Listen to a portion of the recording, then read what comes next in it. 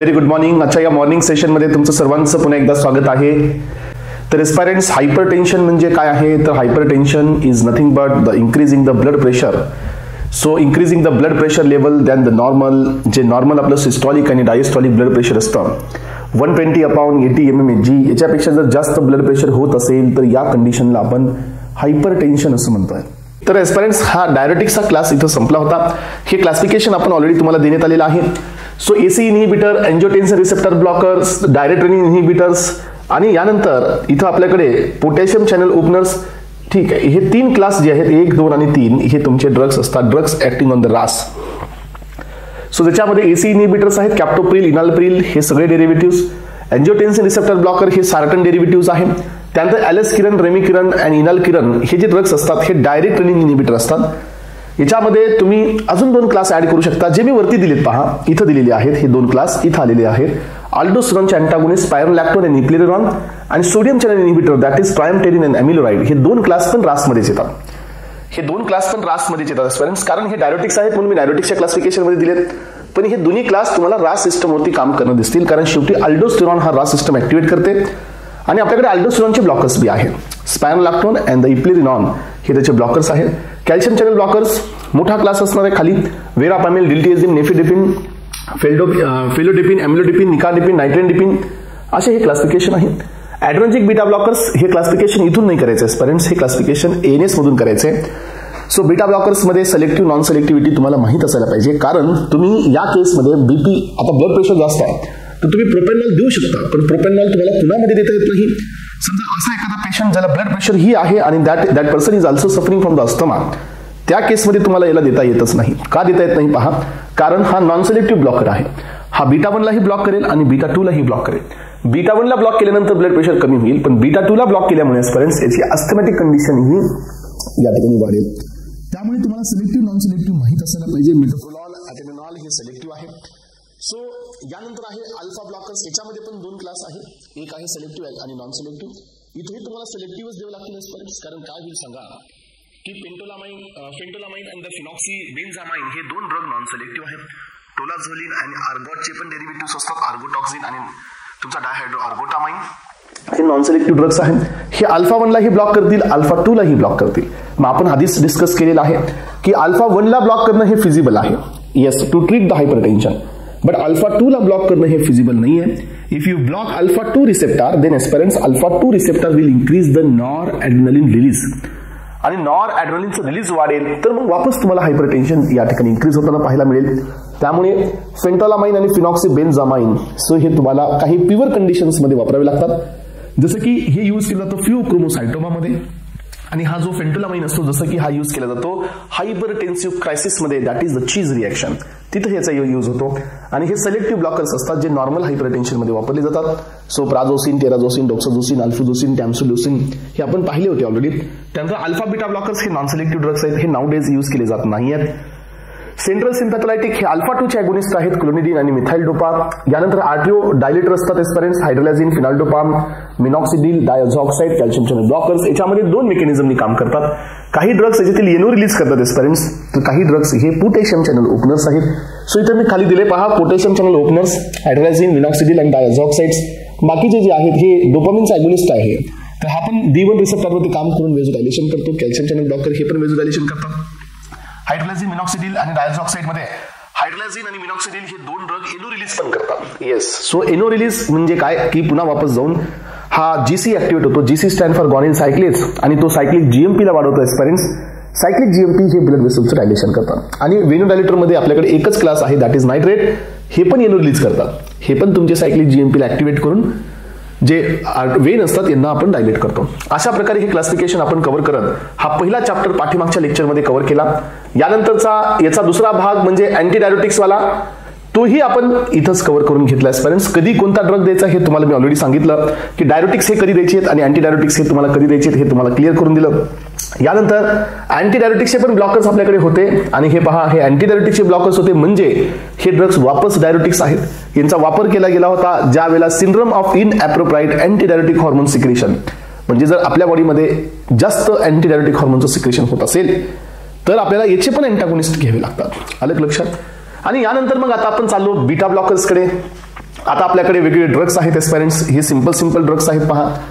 Beta blockers, beta adrenergic receptor blockers जे reduce करतात हार्टचे फंक्शन्स, हार्टचं रेट, कार्डियक आउटपुट आणि याच्यामुळे ब्लड प्रेशर हे कमी होतं. एक्झाम्पल्स आहेत atenolol, metoprolol, propranolol, carvedilol. Use आहे hypertension, angina pectoris, then heart failure and post myocardial infarction यांच्यामध्ये याचा यूज आहे.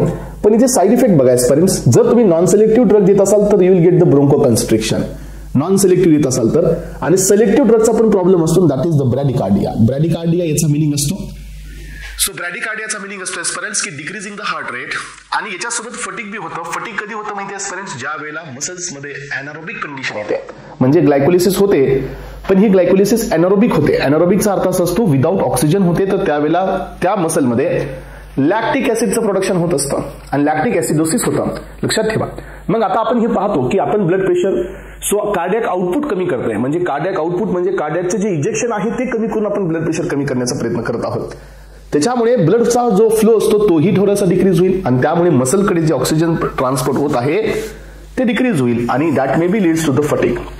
त्यानंतर पहा फ्रेंड्स, आपल्याकडे दुसरा क्लास आहे अल्फा ब्लॉकर्स. अल्फा ब्लॉकर्स मध्ये तुम्हाला स्पेशली लक्षात ठेवायचे अल्फा 1 ब्लॉकर.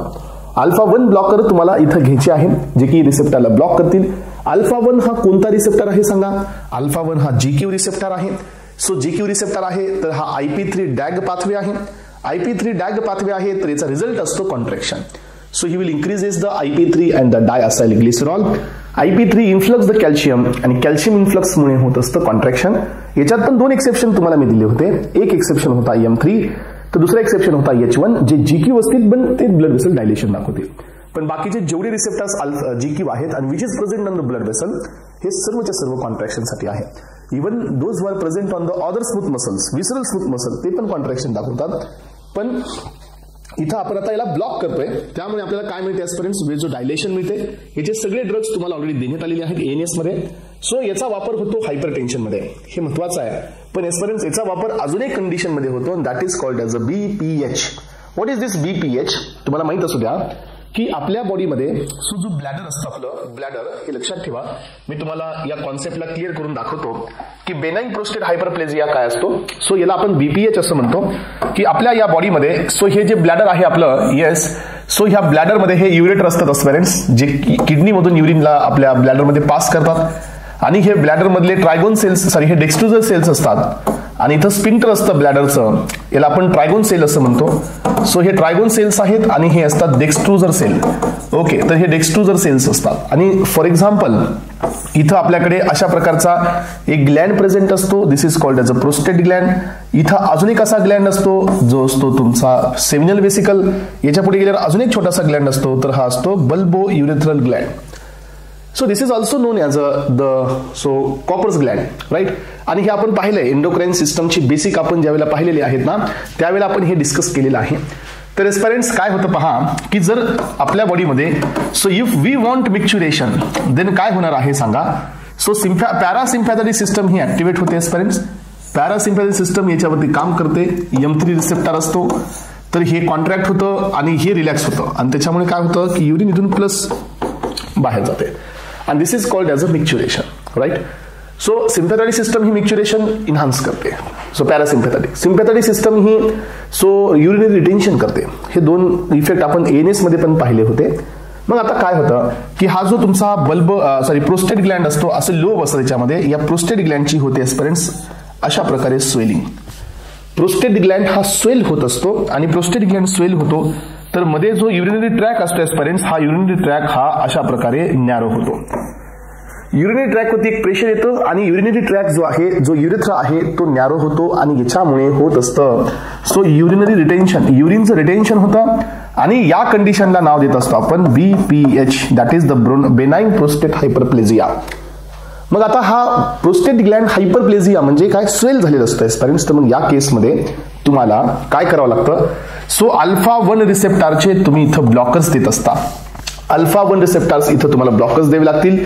त्यावेळेला ही कंडिशन नॉर्मलकडे जाईल आणि दुसरी गोष्ट काय की तुम्हाला हा प्रोस्टेट ग्लँडच तुम्हाला रिमूव्ह करावा लागतो. हे 2 ऑप्शन इथं असतात. म्हणून आपल्याकडे अल्फा 1 अँटागोनिस्ट जे असतात हे बेनाइन प्रोस्टेट हायपरप्लेजियामध्ये यूज केले जातात. पण एस्पिरंट्स या ड्रग्सला आपण युरोसिलेक्टिव्ह ड्रग्स म्हणतो. जे ड्रग्स इथं दिलेले आहेत एक्झाम्पल मध्ये, हे 2 ड्रग तर याच्यामध्ये यूज केले जात नाहीत, बट अल्फोझोसिन, टॅम्सोलुसिन हे 2 ड्रग असतात जे याच्यासाठी फेमस असतात, जे मी तुम्हाला कुठे दिलेले आहेत, ऑटोनॉमिक नर्वस सिस्टम मध्ये दिलेले आहेत, जे की बीपीएच मध्ये फेमस आहेत. आलं लक्षात. तर हायपरटेन्शन साठी हे 2 असतात, बीपीएच साठी मी टॅम्सोलुसिन, अल्फोझोसिन. हे 2 ड्रग आहेत बीपीएच साठी. ओके. त्यानंतर पहा साइड इफेक्ट आहे पोस्टरल हायपोटेन्शन. तर लक्षात ठेवा, जर आपण अल्फा 1 रिसेप्टर जर ब्लॉक करत असाल तर काय होतं की अल्फा 1 रिसेप्टर ब्लॉक केल्यानंतर ब्लड वेसल हे डायलेट होतात. ब्लड वेसल डायलेट झाल्यानंतर ॲस्पिरंट्स आपलं ब्लड प्रेशर नॉर्मलला जातं. पण हा इफेक्ट जर परसिस्टंट झाला, जर याचा थोडाही जास्त डोस देण्यात आला तर काय होतं की ब्लड वेसल्स हे लिमिटच्या बाहेर डायलेट होतात. आणि जर असं होत असेल ॲस्पिरंट्स तर मग ब्लड प्रेशर पुन्हा नॉर्मलपेक्षा कमी होतं. त्यामुळे अल्फा 1 ब्लॉकरचा सगळ्यात मोठा ड्रॉबॅक आहे पोस्टरल हायपोटेन्शन. डिझिनेस काही एवढा नाहीये. यानंतर पहा अल्फा 2 ॲगोनिस्ट. येस, सगळ्यांना माहित असायला पाहिजे की अल्फा 2 ॲगोनिस्ट हे कोण आहेत. तर हे सेंट्रल सिम्पॅथोलायटिक ड्रग्स आहेत. हे कुणाचे ॲगोनिस्ट असतात सांगा एक्सपिरियन्स. तर हे अल्फा 2 रिसेप्टरचे ॲगोनिस्ट असतात, which is present on the presynaptic receptor. Mostly हे ब्रेन मध्ये आहेत, in the brain stem, and decreases the sympathetic outflow. हे पहा, सिम्पॅथॅटिक आउटफ्लो कमी करणे याचा अर्थ काय? सिम्पॅथॅटिक आउटफ्लो कमी करणे याचा अर्थ असा असतो की डिक्रीज करणे नॉर ॲड्रेनालिन सिंथेसिस. मग एक्सपिरियन्स नॉर ॲड्रेनालिनचं सिंथेसिसच कमी होत असेल तर तुम्ही मला सांगा. या ठिकाणी आपल्याला जो इफेक्ट मिळेल तो कोणता इफेक्ट मिळेल? डिक्रीजिंग द ब्लड प्रेशर, कारण हा बीटा 1 रिसेप्टरवरती काम करणार नाही आणि सायमल्टेनियसली हा अल्फा 1 ला पण ऍक्टिव्हेट करणार नाही. यामध्ये इथं फेमस 2 ड्रग आहेत, क्लोनिडीन अँड मिथाइल डोपा. तर एक्सपिरियन्स याच्यामध्ये ही जी मेकॅनिझम सांगितली गेली तर ही मेन मेकॅनिझम क्लोनिडीनचीच आहे. येस, ही मेन मेकॅनिझम क्लोनिडीनचीच आहे. मग मिथाइल डोपाची मेकॅनिझम थोडी वेगळी आहे याच्यामध्ये. Methyl dopa will act as a false neurotransmitter. Yes, methyl dopa हा सिंथेसिस मध्ये जातो नॉर ॲड्रेनालिनच्या, कारण याच्याकडे पण कॅटेकोल रिंग आहे. आपल्याकडे नॉर ॲड्रेनालिनच्या सिंथेसिससाठी कोणता स्टार्टिंग मटेरियल आपल्याला लागतो? That is the L dopa, म्हणजे आधी tyrosine, then L dopa, then dopamine आणि देन नॉर ॲड्रेनालिन असं सिंथेसिस असतं. मग त्या जागी आपण काय वापरतो? एल डोपाच्या जागी मिथाइल डोपा. आणि त्यामुळे जे न्यूरोट्रान्समीटर आपल्याला सिंथेसाइज होऊन मिळतं तर ते आपल्याला फॉल्टी न्यूरोट्रान्समीटर पाहायला मिळतं. म्हणून हे अल्फा 2 चे ॲगोनिस्ट आहेत एस्पिरिन, जे की ब्लड प्रेशरला कमी करतात.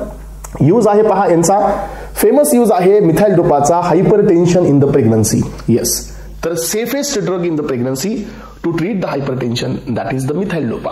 ओके. साइड इफेक्ट आहे सिडेशन, त्यानंतर आहे dry mouth, rebound hypertension. What is this rebound hypertension? तर यालाच म्हणतात क्लोनिडीन विड्रॉल सिंड्रोम. लक्षात घ्या एस्पिरिन, जर तुम्ही असं केलं की तुम्ही कायम एखाद्या पर्सनला क्लोनिडीन दिला, क्लोनिडीन हा अल्फा 2 रिसेप्टरवरती काम करतोय. अल्फा 2 रिसेप्टर्स हे ऍक्टिव्हेट होत आहे, देन नॉर ॲड्रेनालिनचं रिलीज कमी होत आहे आणि सडनली तुम्ही क्लोनिडीनचं विड्रॉ केलं. येस, तर काय होईल सांगा? म्हणजे क्लोनिडीन येण्याचं बंद केलं तर तो रिसेप्टर ॲटोस्टिम्युलेट होईल आणि पुन्हा वापस ब्लड प्रेशर वाढेल. याचा अर्थ काय की रिबाउंड हायपरटेन्शन यांच्यासोबत असू शकतं. म्हणजे याचा जर तुम्ही यूज डिस्कंटिन्यू केला अचानक, तुम्ही याला डिस्कंटिन्यू करायचे बट स्लोली करायचे. इमिडिएटली तुम्हाला विड्रॉ नाही करायचा हा ड्रग, नाहीतर मग रिबाउंड हायपरटेन्शन होण्याचे चान्सेस इथं असतात. ओके. चला, तर एस्पिरंट्स यानंतर आता आपण चाललेले आहोत रेनिन एंजिओटेन्सिन अल्डोस्टेरॉन सिस्टम कडे. येस, चला तर एस्पिरंट्स आता आपण पाहतो या रेनिन एंजिओटेन्सिन अल्डोस्टेरॉन सिस्टम मध्ये. याची मेकॅनिझम ऑफ ऍक्शन तुम्हाला ऑलरेडी क्लिअर करून दिलेली आहे की हे रेनिन एंजिओटेन्सिन अल्डोस्टेरॉन सिस्टम कशी काम करते, कशा पद्धतीने एंजिओटेन्सिन 1 तयार होतो, एंजिओटेन्सिन 2 तयार होतो, देन तो कुठे ऍक्ट करतो, देन तो कोणत्या सेकंड या ठिकाणी मेडिएटरला रिलीज करतो, अल्डोस्टेरॉनचं रिटेन्शन काय होतं. तर तुम्हाला माहित असतं ही सिस्टम आपल्या बॉडीमध्ये डिफेन्स बी आहे. तुम्हाला असं वाटत असेल की हे सिस्टम आपल्याला प्रॉब्लेम मध्ये टाकते, नाही असं नाहीये. प्रत्येक वेळेला याचा प्रॉब्लेम नसतो, पण यापर्यंत ज्या वेळेला रिनलचा व्हॉल्यूम कमी होतो, म्हणजे आपल्या बॉडीमध्ये ज्या वेळेला एक्सक्रीशन फास्ट व्हायला लागतं, आपल्या बॉडीमध्ये ज्या वेळेला सोडियमचं कॉन्सन्ट्रेशन कमी होतं, आपल्या बॉडीमध्ये ज्या वेळेला पोटॅशियमचं कॉन्सन्ट्रेशन खूप वाढतं, आपल्या बॉडीमध्ये कधी हायपोव्हॉल्युमिया होत असतो, तर ही सिस्टम डिफेन्सचं काम करते. म्हणजे काय, हे रास सिस्टम आपल्या बॉडीमध्ये फ्लुइडला मेंटेन करायचं काम करते. पण आता प्रॉब्लेम काय आहे की ही सिस्टम ऑलरेडी आपण सफर करतोय हायपरटेन्शन पासून, त्यामुळे ही सिस्टम आपल्यासाठी आता प्रॉब्लेमॅटिक आहे. ही सिस्टम आपल्याला ब्लॉक करणं खूप इम्पॉर्टंट आहे, कारण आपण आहोत हायपरटेन्शन मध्ये. ही सिस्टम आपल्यासाठी डिफेन्सचं बी काम करते, पण ज्यावेळेला आपण हायपोमध्ये असो, आलं लक्षात, ज्यावेळेला आपण हायपोमध्ये असेल तर ही सिस्टम आपल्यासाठी बेनिफिटचं काम करते. But as parents whenever we are in the hypertension, तर ही सिस्टम आपल्यासाठी प्रॉब्लेमचं काम करते. म्हणून मग आपल्याला या सिस्टम सोबत पण डील करावं लागतं. एंजिओटेन्सिन रेनिन एंजिओटेन्सिन अल्डोस्टेरॉन सिस्टम, याला आपण रास सिस्टम असं म्हणतोय. Angiotensinogen secreted from the liver आणि converted into the angiotensin 1 with the help of enzyme that is the renin. हा एक आधी प्रोरेनिन असतो, पुन्हा तो रेनिन होतो. तर एस्पिरंट्स याच्यातून पहिला बीट तुम्हाला इथं क्लिअर झाला की अँजिओटेन्सिनोजन हा लिव्हर मधून सिक्रेट होतो. तर हे क्वेश्चन एक्झामला येऊ शकतो. यानंतर पहा, रेनिन हा एक प्रोटिओलायटिक एन्झाईम आहे, म्हणजे प्रोटीनचं ब्रेकडाऊन करणारा एन्झाईम आहे, secreted by the extra glomerular cells via activation of the beta 1 receptor. Plasma T हा रेनिनचा खूप शॉर्ट असतो, 15 मिनिट्स पर्यंतच रेनिन हा राहू शकतो, त्यानंतर तो पण इनएक्टिव्ह होत असतो. मग त्याच्या आधीच तो काय करतो पहा. सो रेनिन हा तुमच्या अँजिओटेन्सिन 1चं अँजिओटेन्सिनोजनचं कन्व्हर्जन अँजिओटेन्सिन 1 मध्ये करतो. आणि एस्पिरंट्स हे पहा, आता अँजिओटेन्सिन 1 जो तुमचा तिथं रेडी झालेला आहे रेनिनच्या हेल्पनी फ्रॉम द अँजिओटेन्सिनोजन पासून, तर हा रॅपिडली कन्वर्ट होत असतो अँजिओटेन्सिन 2 मध्ये. सो बाय अँजिओटेन्सिन कन्व्हर्टिंग एन्झाईम, याला एक केमिकल नेम पण आहे एस्पिरंट्स, दॅट इज डायपेप्टिडिल कार्बॉक्सीपेप्टिडेज. तर या एन्झाईमनी हा अँजिओटेन्सिन 2 मध्ये जातो. यालाच आपण अँजिओटेन्सिन कन्व्हर्टिंग एन्झाईम असंही म्हणत असतो. सो अँजिओटेन्सिन 2 कडे पण पुन्हा खूप शॉर्ट हाफ लाईफ आहे and that is up to only 1 minute. तोपर्यंत तो काय करतो, हा रिलीज करतो एस्पिरंट्स आणि he will enter in to the zona glomerulosa. त्याच्या कॉर्टेक्स रिजन वरती याचे रिसेप्टर असतात, that is angiotensin 1 receptor and he will activate that receptor. तो ती जाऊन ऍक्टिव्हेट करतो विद इन दिस टाइम आणि हा इन्क्रीज करतो aspirants stimulation of the aldosterone synthesis and release. म्हणजे काय की अल्डोस्टेरॉनचं सिंथेसिस होतं फ्रॉम द कोलेस्टेरॉल आणि अल्डोस्टेरॉनचं रिलीज पण इथून होत असतं आणि त्याच्यामुळे अल्डोस्टेरॉन हा इन्क्रीज करतो सॉल्ट वॉटर रिटेन्शन. अल्डोस्टेरॉन हा इन्क्रीज करत असतो सोडियमचं रिअब्झॉर्प्शन आणि अल्डोस्टेरॉन हा इन्क्रीज करत असतो पोटॅशियमचं एक्सक्रिशन. हे मेकॅनिझम तुम्हाला ऑलरेडी दिलेले मी एस्पिरंट्स. आणि याच्यामुळे काय होतं सांगा, या सोडियमच्या रिअब्झॉर्प्शनमुळे सो आपल्या हार्टमध्ये कार्डियक रिमोल्डिंग होत असते एस्पिरंट्स. कार्डियक रिमोल्डिंग म्हणजे काय, कार्डिओ मायोपॅथी होते, म्हणजे हार्टची थोडीशी साईज इन्क्रीज होत असते आणि that leads to the increasing the blood pressure. आणि हे पहा, अशा प्रकारे ही रास सिस्टम आपल्या बॉडीमध्ये काम करते. रास सिस्टमचे आता आपल्याला इनहिबिटर्स द्यायचे आहेत. मग आपण पहिल्यांदा देऊया डायरेक्ट रेनिन इनहिबिटर्स. आपल्याला जे जे प्रॉब्लेम्स आहेत आपण ते प्रॉब्लेम सॉल्व्ह करूया. रेनिनमुळे प्रॉब्लेम झालेला आहे, रेनिन नसतं आजपर्यंत, तर अँजिओटेन्सिनोजनचं कन्व्हर्जन अँजिओटेन्सिन 1 मध्ये झालंच नसतं, म्हणून आपण रेनिनला ब्लॉक करूया by giving the direct renin inhibitor. जर तसं होत असेल तर अँजिओटेन्सिन 1 कमी होईल, 2 ही कमी होईल. एलएस किरण आहे, रेमी किरण आहे, इनाल किरण आहे, हे डायरेक्ट ड्रग्स आहेत एस्पिरंट्स. यांचे साईड इफेक्ट आहे हायपरकॅलेमिया. तुम्ही मला सांगा, अल्डोस्टेरॉन हा हायपोकॅलेमिया इंड्यूस करतोय, म्हणजे काय, तो सोडियमला इन्फ्लक्स करतोय आणि पोटॅशियमचा आउटफ्लक्स करतोय. याचा अर्थ काय की अल्डोस्टेरॉन हा ते काम करतोय. मग आता आपण अल्डोस्टेरॉनचे रिटेन्शन इनहिबिट करणारे ड्रग्स देतोय, म्हणजे आपण डायरेक्ट रेनिन इनहिबिटर देतोय. मग आता हे अल्डोस्टेरॉनला कमी करतील, तर याचा अर्थ काय, बॉडीमध्ये सोडियम कमी येणार आहे आणि बॉडीमध्ये पोटॅशियम जास्त होणार आहे, कारण का sodium will not exchange with the potassium and that may be leads to the hyperkalemia. आणि हायपरकॅलेमिक ड्रग असतात हे aspirants. So it should not be given in the pregnancy. हे प्रेग्नन्सीमध्ये कॉन्ट्राइंडिकेट आहेत. डायरिया पण यांचा प्रॉब्लेम असतो. यानंतरचा नेक्स्ट क्लास आहे एसीई इनहिबिटर्स. एसीई इनहिबिटर्स म्हणजे काय, जे ड्रग अँजिओटेन्सिन कन्व्हर्टिंग एन्झाईमचे इनहिबिटर्स आहेत. सो मेकॅनिझम आहे, ब्लॉक केलं जातं अँजिओटेन्सिन 1चं कन्व्हर्जन अँजिओटेन्सिन 2 मध्ये. आणि असं होत असेल एस्पिरंट्स तर या ठिकाणी एकतर वेझोडायलेशन होईल. वेझोडायलेशन का म्हणतोय माहितीये का, कारण अल्डोस्टेरॉनचा अजून एक इफेक्ट असतो आपल्या बॉडीमध्ये. अल्डोस्टेरॉनचे 3 इफेक्ट असतात. सो त्यातला सेकंड इफेक्ट असतो vaso constriction. Aldosterone is also responsible for the vaso constriction. Cardiac remodelling सोबत अल्डोस्टेरॉन वेझो कन्स्ट्रिक्शन पण करतो, लक्षात ठेवा. तर आपण आता अल्डोस्टेरॉनचं कॉन्सन्ट्रेशन कमी करतो रिटेन्शन वाला, कारण आपण एसीई ला इनहिबिट करतोय. त्यामुळे अँजिओटेन्सिन 2 नाही. अँजिओटेन्सिन 2 नाही तर त्यामुळे तुम्हाला काय मिळणार नाही, सो अल्डोस्टेरॉन पण मिळणार नाही. आणि that may be leads to the vasodilation आणि reduce the aldosterone. This drug increases the bradykinin आणि causes the cough and the angioedema. तर आता तुम्हाला माहित असू द्या, हा पॉइंट मात्र एक्झामला जबरदस्त पद्धतीने विचारला जातो. हा पॉइंट तुमच्या एक्झामला पक्का येत असतो, लक्षात ठेवा पेरेंट्स. काय होत असतं माहितीये की आपल्या बॉडीमध्ये एक पोटंट वेझोडायलेटर असतो, दॅट इज द ब्रॅडिकायनिन. हे पहा, तुम्हाला माहित असू द्या की हा जो ब्रॅडिकायनिन असतो हा एक पोटंट वेझोडायलेटर असतो. सो आपल्याकडे अँजिओटेन्सिन 1चं कन्व्हर्जन अँजिओटेन्सिन 2 मध्ये करण्याचं काम हे करत असतात एसीई. येस, आणि सायमल्टेनियसली ब्रॅडिकायनिन जो असतो एस्पिरंट्स, तर हा असतो ब्रॅडिकायनिन नोनापेप्टाइड असतो एस्पिरंट्स. तर याचं कन्व्हर्जन याच्या इनॅक्टिव्ह फ्रॅगमेंटमध्ये करण्याचंही काम एसीईच करत असतात. ओके, ब्रॅडिकायनिन हा कोण आहे, पोटंट वेझोडायलेटर आहे, ब्लड वेसलचा पोटंट डायलेटर आहे. वेझोडायलेशन असं होतं की या ठिकाणी इन्क्रीज होत असते ब्लड वेसलची परमियाबिलिटी. येस, तर एस्पिरंट्स परमियाबिलिटी इन्क्रीज होत असते, त्यामुळे मग काही फ्लुइड ब्लड वेसलला क्रॉस करून टिश्यू मध्ये डिपॉझिट होत असतं. आणि मग हे लक्षात ठेवा, याच्यामुळे काय होतं की मग आपल्याला होत असतो एंजिओएडेमा आणि यानंतर होत असतो ड्राय कफ. हे दोन प्रॉब्लेम येत असतात ह्या ब्रॅडिकायनिन. मग आपली बॉडी ही डिफेन्सिव्ह काम करते. Yes, our body will act as a defensive. आणि बॉडी काय करते की ह्या ब्रॅडिकायनिनला जो पोटंट वेझोडायलेटर आहे आणि सेकंडरी इन्फ्लामेडिएटर आहे याला इनॅक्टिव्ह करते. येस, इनॅक्टिव्ह करण्यासाठी बॉडी ही यूज करत असते एसीई. येस, एसीई हा एक एन्झाईम आहे. या एन्झाईमला यूज करत असते याला इनॅक्टिव्ह करण्यासाठी आणि आपल्याला हा प्रॉब्लेम होत नाही. पण एस्पिरंट्स, ज्या वेळेला आपण याला ब्लॉक करण्यासाठी एसीईचे इनिबिटर्स देतो, मग सायमल्टेनियसली काय होतं की याला ब्लॉक करत असताना हे पण एन्झाईम ब्लॉक होतो, कारण दोन्ही एन्झाईम सेमच आहेत. आणि त्यामुळे एसीई इनहिबिटरचा प्रॉब्लेम होतो की ब्रॅडिकायनिनचं रिटेन्शन वाढतं. म्हणजे एसी इनहिबिटरमुळे ब्रॅडिकायनिनची लेवल वाढते aspirants, and that may be leads to the angioedema आणि ड्राय कफ. म्हणून AC inhibitors are so mostly associated with angioedema. आणि हे का होतं याचं कारण पण तुम्हाला आता मी एक्सप्लेन केलेलं आहे. हे पहा, सो इथं असं देण्यात आलेलं आहे येस की this drug increases the bradykinin. हे ड्रग ब्रॅडिकायनिनची लेवल वाढवतात कारण हे एसीईचे इनहिबिटर्स आहेत.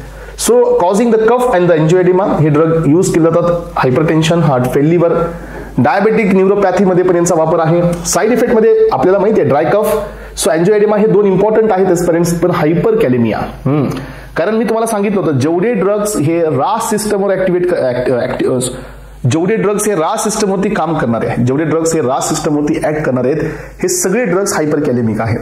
कारण हे सगळे अल्डोस्टेरॉनचे ब्लॉकर्स असतील डायरेक्टली इनडायरेक्टली, त्यामुळे हे सगळे हायपर कॅलेमिक आहेत.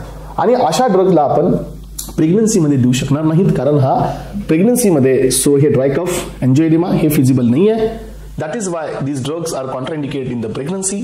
सो याच्यामध्ये आता आपण चाललो इंडिव्हिज्युअल ड्रगकडे. पहिलाच ड्रग आहे कॅप्टोप्रिल. कॅप्टोप्रिल हा सल्फा हायड्रिल कंटेनिंग डायपेप्टाइड डेरिव्हेटिव्ह आहे. येस, प्रोलिन याच्यामध्ये प्रेझेंट असतो, amino acid.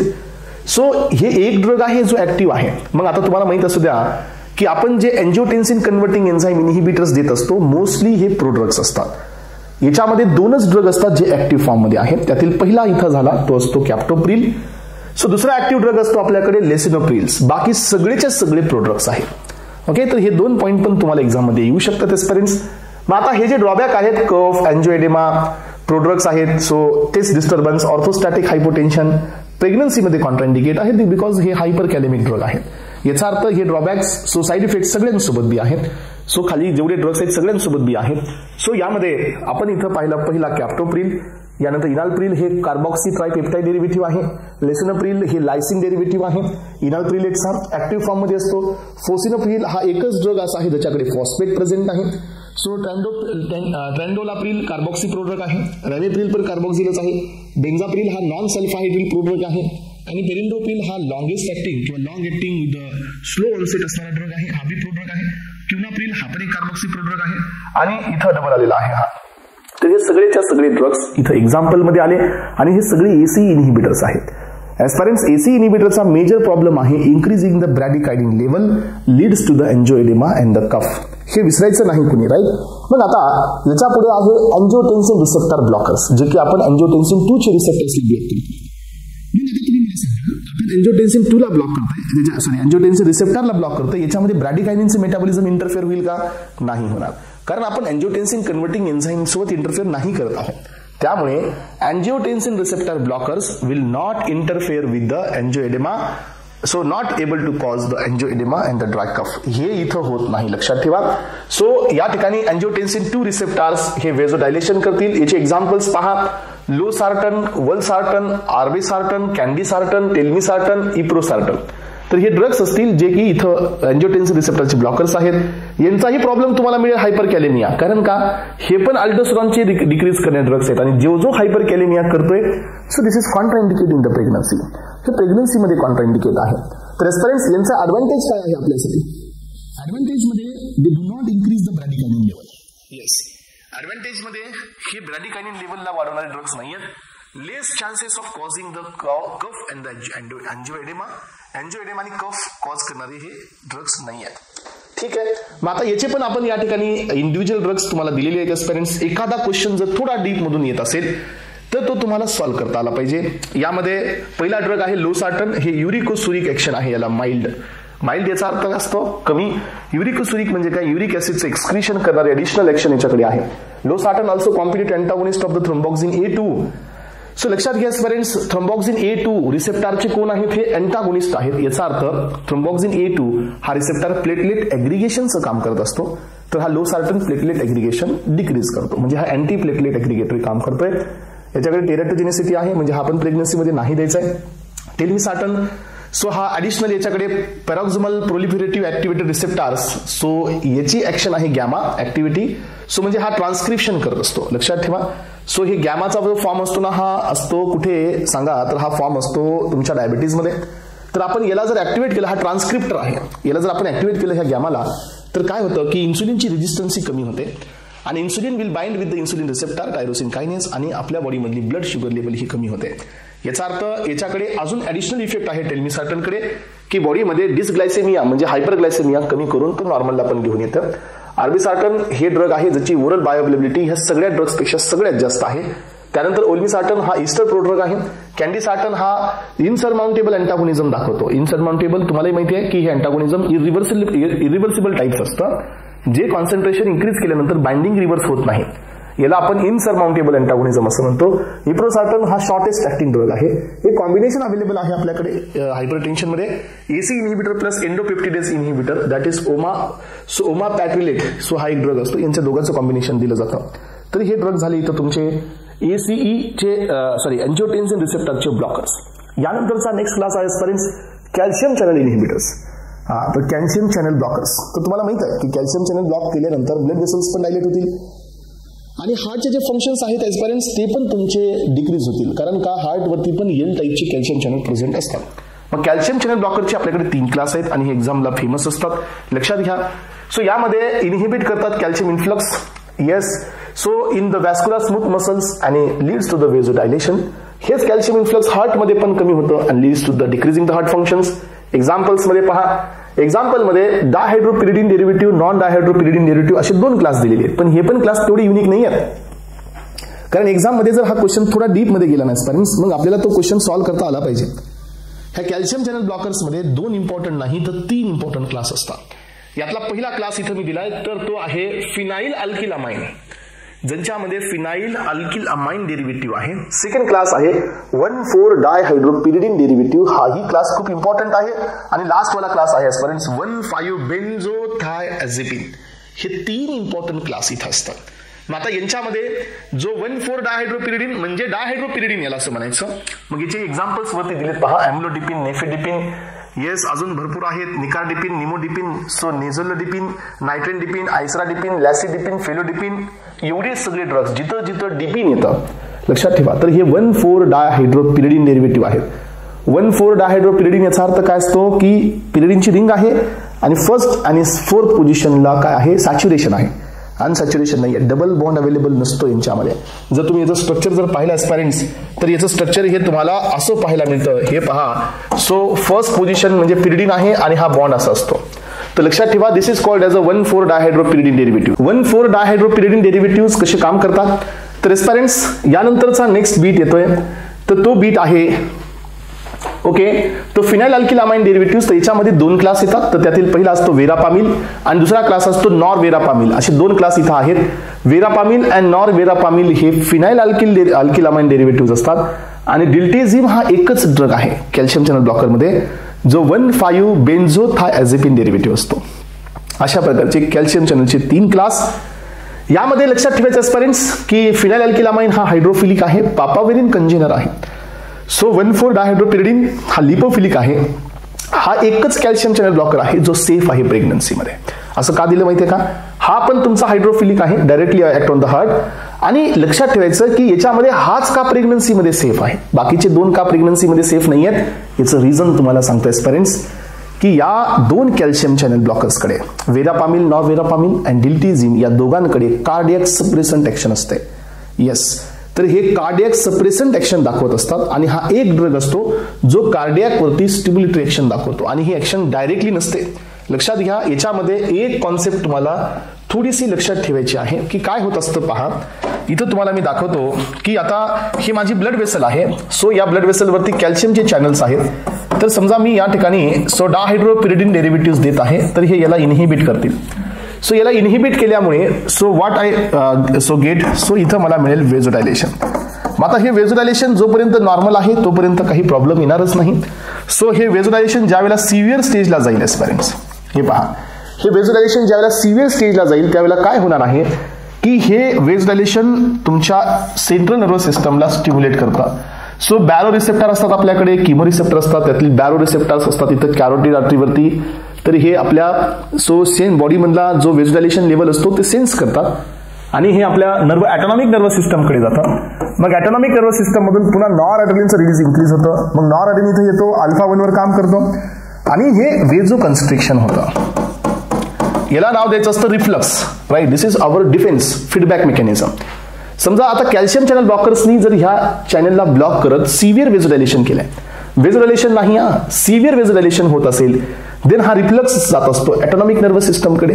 Then autonomic nervous system will release the noradrenaline. Noradrenaline हा अल्फा 1 वर काम करेल कारण इथं अल्फा 1 आहे आणि एस्पिरंट्स will get the vaso constriction. म्हणजे काय झालं की हे वेझोडायलेशन हे कंपेन्सेट झालं. इथं वेझोडायलेशन काय झालं, कंपेन्सेट झालं, अलग लक्षात, नॉर्मलला झालो आपण. पण सायमल्टेनियसली हा नॉरएड्रेनालिन तुमच्या बीटा 1 वर बी काम करेल आणि इन्क्रीज करेल हार्ट रेट. तर लक्षात ठेवायचं आहे की हे जे डायहायड्रोपिरिडिन असतात तर हे याला कंपेन्सेट करत असताना सायमल्टेनियसली हे इकडं हार्ट रेट वाढवतात आणि this is called as a reflux tachycardia. Yes, तर dihydropyridines are responsible for the reflux tachycardia. आणि हे टॅकिकार्डिया दुसऱ्या दोघांसोबत का नसतो, वेरापामिल सोबत का नसतो, डिल्टेझिम सोबत का नसतो, कारण एस्पिरंट्स हे याला ब्लॉक करतात. सो जर याला ब्लॉक करून वेझो कन्स्ट्रिक्शन होतं रिफ्लक्सनी आणि इकडे हार्ट रेट जर वाढत असतील तर ह्या दोघांकडे स्वतःच यांना कार्डियक सप्रेसंट ऍक्शन आहे स्वतःलाच, अलग लक्षात. त्याच्यामुळे हे त्यांच्यासोबत रिफ्लक्स टॅकिकार्डिया आपल्याला पाहायला मिळत नाही. हा रिफ्लक्स टॅकिकार्डिया पाहायला मिळतो फक्त आणि फक्त डायहायड्रोपिरिडिन सोबत. म्हणून आपल्याला काय करावं लागतं सांगा एस्पिरंट्स, या ठिकाणी ह्या डायहायड्रोपिरिडिन सोबत रिफ्लक्स टॅकिकार्डिया जर तुम्हाला जर कमी करायचं असेल तर तुम्हाला कॉम्बिनेशन द्यावे लागतात beta ब्लॉकर्सचं. That is why the reflex tachycardia with the dihydropyridine is avoided with the very important drug, that is the atenolol. Atenolol हा बीटा 1 ब्लॉकर असतो, त्याच्यासोबत तुम्हाला याला कंबाईन करावं लागतं. मग आता तुम्हाला अजून एक पॉइंट असेल इथं की मग आता हे दोन कार्डियक सप्रेसंट आहेत, वेरापामिल आणि डिल्टेझिम, त्याच्यातला स्ट्रॉंग कोण, तर वेरापामिल हा स्ट्रॉंग आहे, डिल्टेझिम हा मॉडरेट आहे. हा लक्षात ठेवा. मग तुम्हाला माहित असू द्या की आता याच्यातून अजून एक कॉन्सेप्ट क्लिअर होतो बरं का, अजून एक कॉन्सेप्ट इथे क्लिअर होतो. कोणती कॉन्सेप्ट क्लिअर होते म्हणजे हे दोन ड्रग आपण कधी नाही देऊ शकत. सांगा, हे दोन ड्रग आपण ज्याला आपलं हार्ट ऑलरेडी डिप्रेस असतं कधी सीएचएफ मध्ये नाही देऊ शकत. हे दोन ड्रग सीएचएफ मध्ये तुम्हाला देता येणार नाहीत. ऑलरेडी त्या केसमध्ये हार्टचे फंक्शन्स अगदी लो असतात. लक्षात ठेवा. आणि आजपर्यंत आपण हा ड्रग कधी नाही देऊ शकत, हा ड्रग आपण अंजायनामध्ये नाही देऊ शकत. लक्षात ठेवा. कारण का, अंजायनामध्ये जर हार्ट रेट वाढत असेल तर ऑक्सिजनचं कंझम्पशन वाढतं. लक्षात ठेवा. मग ऑक्सिजन हार्टचं फंक्शन वाढलं याचा अर्थ हार्टचं O2चं कंझम्पशन वाढतंय आणि O2चं कंझम्पशन वाढतंय तर पुन्हा अंजायना होतो. याचा अर्थ काय की तुम्हाला या ठिकाणी हा डायहायड्रोपिरिडिन अंजायनामध्ये देता येणार नाही. नॉर्मल ड्रग तुम्हाला देता येतो पण हे सस्टेन रिलीज द्यावा लागतो. मग अलग लक्षात ठेवा सगळ्यांनी की याच्याकडे रिफ्लक्स टॅकिकार्डिया असतो म्हणजे हा रिफ्लक्स हार्ट रेट वाढवतो. मग आपल्याला अंजायनामध्ये O2चा बॅलन्स करायचा असतो दोन पद्धतीने, एक तर O2चा सप्लाय वाढवावा लागतो नाहीतर डिमांड कमी करावी लागते. मग डिमांड कमी करायची असेल तर हार्टचे फंक्शन्स कमी करावे लागतात. लक्षात ठेवा. मग आता हा जो ड्रग आहे तर रिफ्लक्सने हार्टचे फंक्शन्स वाढवत आहे म्हणून हा अंजायनामध्ये यूज नाही करायचा. अंजायनामध्ये हे दोन ड्रग आहेत, हे कार्डियक सप्रेसंट आहेत, calcium channel blocker plus cardiac suppressant action आहे. हे दोन ड्रग यूज करू शकतो. पण हे दोन ड्रग आपण कधी यूज नाही करू शकत ज्या वेळेला आपल्याला सीएचएफ असतो, ज्या वेळेला आपल्या बॉडीमध्ये एव्ही ब्लॉकची कंडिशन असते, ज्या वेळेला आपल्याकडे अजून एक असतं WPW syndrome, that is the Wolff Parkinson White syndrome, यांच्यामध्ये हार्टचे फंक्शन्स कमी असतात. त्या केसमध्ये हे दोन ड्रग आपल्याला यूज नाही करायचे असतात. ऑलरेडी हार्ट डिक्रीज मोडमध्ये तुम्ही वापस कार्डियक सप्रेशन, मग तिथं तुम्हाला हा ड्रग घ्यायचा आहे. आणि एस्पेरेंस अंजायनामध्ये हार्टचे फंक्शन्स आपल्याला कमी करायचे असतात पण हा हार्टचे फंक्शन रिफ्लक्सनी वाढवतो त्यामुळे हा अंजायनामध्ये नाही यूज करायचा आहे. अलग लक्षात सगळ्यांच्या. Dihydropyridine responsible to show the reflux tachycardia. त्याच्यामुळे this reflux tachycardia is antagonized by giving the beta 1 blockers आणि म्हणून याला आपण बीटा 1 ब्लॉकर्स सोबत कंबाईन करतो. वेरापामिल हा स्ट्रॉंग कार्डियक सप्रेसंट आहे आणि डिल्टेझिम हा मॉडरेट सप्रेसंट आहे. जरी हे पहा हा रिफ्लक्स टॅकिकार्डिया दाखवणार असेल तरी हा सेफ आहे प्रेग्नन्सीमध्ये, सो हा हायड्रोफिलिक आहे, याला डायरेक्ट ऍक्शन आहे हार्टवरती, पण ही मॉडरेट ऍक्शन आहे, इंटरमिडिएट आहे. पण विरापामिलला जास्त ऍक्शन आहे. तुम्ही इथं ते ऍड करून घ्या वाटलंच तर. हे कार्डियक सप्रेसंट आहे, हे कार्डियक सप्रेसंट आहे आणि it is responsible for the reflux tachycardia. आलं लक्षात. ही कॅल्शियम चॅनल ब्लॉकरची खासियत आहे आणि हे सगळ्यात जास्त डीप आहे, याच्या पलीकडे डीप नाहीच आहे. इथपर्यंत तुम्ही कराल तर मला वाटतं की सगळे क्वेश्चन्स तुमचे क्लिअर होतील. आणि सगळ्या गोष्टी नोट्समध्ये नाही देऊ शकत, आलं लक्षात. सगळ्या गोष्टी नोट्समध्ये तुम्हाला इथं पॉईंट टू पॉईंट नाही. मेकॅनिझम्स तुम्हाला क्लिअर होत आहे, काही ऍडिशनल पॉईंट्स येतील तर तुम्हाला ते त्याच्यावरती घ्यायचेच आहेत एस्पिरंट्स. चला यानंतर आता आपल्या बॉडीमध्ये role of the cyclic AMP आपल्याला पाहायचा आहे. सायक्लिक एएमपी हे आपल्या बॉडीमध्ये सेकंडरी मेसेंजर आहे. सो तुम्हाला ऑलरेडी माहित आहे एस्पिरंट्स की सायक्लिक एएमपीचे 2 लोकेशन लक्षात ठेवायचे. एक आहे cyclic AMP in the cardiac muscles, second one आहे cyclic AMP in the smooth muscles. हे आपण जीपी मध्ये पण पाहिलंय. Cyclic AMP in the cardiac muscles, cyclic AMP in the smooth muscles. मग स्मूथ मसल्स मध्ये कोणते कोणते स्मूथ मसल्स आले? 2 प्रकारचे स्मूथ मसल्स आपल्याकडे असतात. एक स्मूथ मसल असते विसरल आणि दुसरी स्मूथ मसल असते वॅस्क्युलर. विसरल आणि वॅस्क्युलर लक्षात ठेवा एस्पिरंट्स. विसरलचा अर्थ असा असतो आपल्याकडे असणार गॅस्ट्रोइंटेस्टिनल ट्रॅक्ट, त्यानंतर असतो लंग्स, देन ब्लॅडर, देन न्यूटरस. हे सगळे विसरल आहे, जिथं ब्लडचा कॉन्टॅक्ट नाही आहे. पण जे वॅस्क्युलर स्मूथ मसल असतात हे असतात ब्लड वेसल्स मध्ये. मग आता कुठेही जा, सायक्लिक एएमपी जर आहे तर डेफिनेटली त्या ठिकाणी काय आहे? रिलॅक्सेशन स्मूथ मसल्स मध्ये. आणि कुठेही जा कार्डियक मसल मध्ये सायक्लिक एएमपी जर असेल तर कॉन्ट्रॅक्शन. आता काय होतं पहा, मी तुम्हाला इथं दाखवतो. सो आपल्याला एक कॉमन प्रॉब्लेम होत असतो एस्पिरंट्स आणि हा प्रॉब्लेम इथं मी तुम्हाला नोटीस करून देत आहे. सो आता हा ब्लड वेसल आहे, तर ही कुठली स्मूथ मसल आहे? तर ही वॅस्क्युलर स्मूथ मसल्स आहेत. जर इथं मी रिसेप्टरला ऍक्टिव्हेट केलं बीटा 2 ला, तर बीटा 2 हा जीएस आहे. याच्यामुळे काय होतं की सायक्लिक एएमपी वाढतो. सो एटीपीचं कन्व्हर्जन सायक्लिक एएमपी मध्ये होतं आणि लक्षात घ्या एस्पिरंट्स याच्यामुळे वेझोडायलेशन होतं आणि वेझोडायलेशन हे ब्लड वेसल मध्ये झाल्यामुळे सो लक्षात ठेवा एस्पिरंट्स हे ब्लड वेसल्स कुठल्या घेतोय आपण? पेनिस मधल्या. आलं लक्षात. हे आपण स्पेसिफिकली पाहतोय पेनिस मध्ये. तर काय होतं सांगा एस्पिरंट्स, ब्लड वेसल डायलेशन नंतर हे युरेथ्रा आहे, तर हे पेनिस जे आहे याचं डायलेशन झाल्यामुळे you will get the erection. Erection in the penis. काही जणांना हे समजतच नाही, काही जणांना असं वाटत असतं की erection in the penis is just because of the swelling of the tissues. No, tissue स्वेलमुळे नसतं. Erection in the penis is just because of the blood vessel dilation. आलं लक्षात. मग आता ब्लड वेसल डायलेशन मुळे असं होतं. मग आता याच ठिकाणी आता दुसरा इफेक्ट पाहू आपण. सो आपल्या लंग्समध्ये इथं बी बीटा 2 रिसेप्टर आहे एस्पिरंट्स, तर इथं आपण सायक्लिक एएमपी वाढवतोय तर आपल्याला इथं मिळते ब्रोंको डायलेशन. हे दुसरा आणि हे पण स्मूथ मसल आहेत, पण हे कुठले आहेत? विसरल वाले आहेत. याच्यानंतर अजून एक पॉइंट असतो हार्टमध्ये. सो इथं बी सायक्लिक एएमपीचा इन्क्रीज होतो. सायक्लिक एएमपी इन्क्रीज झाल्यामुळे आपल्याला मिळतं आहे इथं कॉन्ट्रॅक्शन. अलग लक्षात. आणि इन्क्रीज होत असतं कार्डियक आउटपुट. बघा हे सायक्लिक एएमपीचे रोल्स आहे. एक सायक्लिक एएमपीनी ब्लड वेसल्सचं डायलेशन केलं, then you will get the erection in the penis. एक सायक्लिक एएमपीनी पुन्हा स्मूथ मसल वरती, पण ह्या स्मूथ मसल्स विसरल आहेत, वॅस्क्युलर नाही आहेत, इथं होतं ब्रोंको डायलेशन. एक सायक्लिक एएमपी कार्डियक मसल्स मध्ये वाढतंय, then you will get the contraction. पण एस्पिरंट्स इथं प्रॉब्लेम होत असतो की ह्या सायक्लिक एएमपीला मेटाबोलाइज करणारा एक एन्झाईम असतो, दॅट इज फॉस्फोडायस्टरेज. सो हा असतो पीडीई, यानंतरचा हाही असतो पीडीई. तर हे एन्झाईम असतात एस्पिरंट जे याला इनॅक्टिव्ह करतात. मग आता याला इनॅक्टिव्ह करून झाल्यानंतर काय होतं मग सांगा? सो ब्लड वेसल मध्ये मिळेल इरेक्टाईल डिस्फंक्शन. काय झालं सांगा? सो पेनिस मध्ये लक्षात ठेवा एस्पिरंट्स, सो पेनिस मध्ये इरेक्शन नाही होणार आहे. कुणामुळे? याच्यामुळे. यानंतर इथं काय मिळालं? ह्या पीडीई मुळे मिळालं ब्रोंको कन्स्ट्रिक्शन. यानंतर सांगा एस्पिरंट्स या पीडीई मुळे इथं काय मिळालं? सो हार्टची वीकनेस. हार्ट हे वीक झालेलं आहे.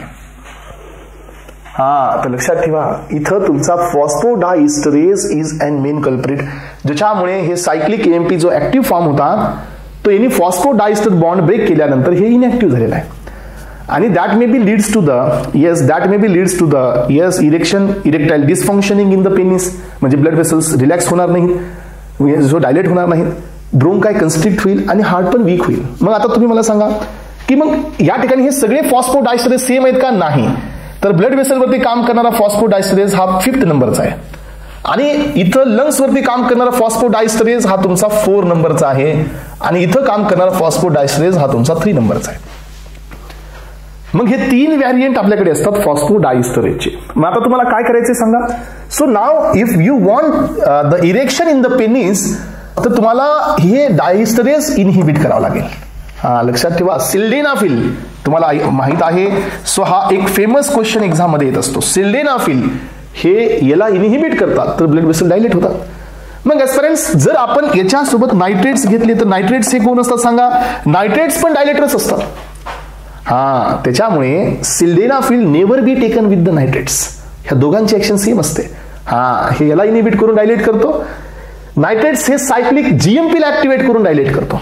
दोघंही डायलेटर आहेत. त्याच्यामुळे sildenafil never be given with the nitrates.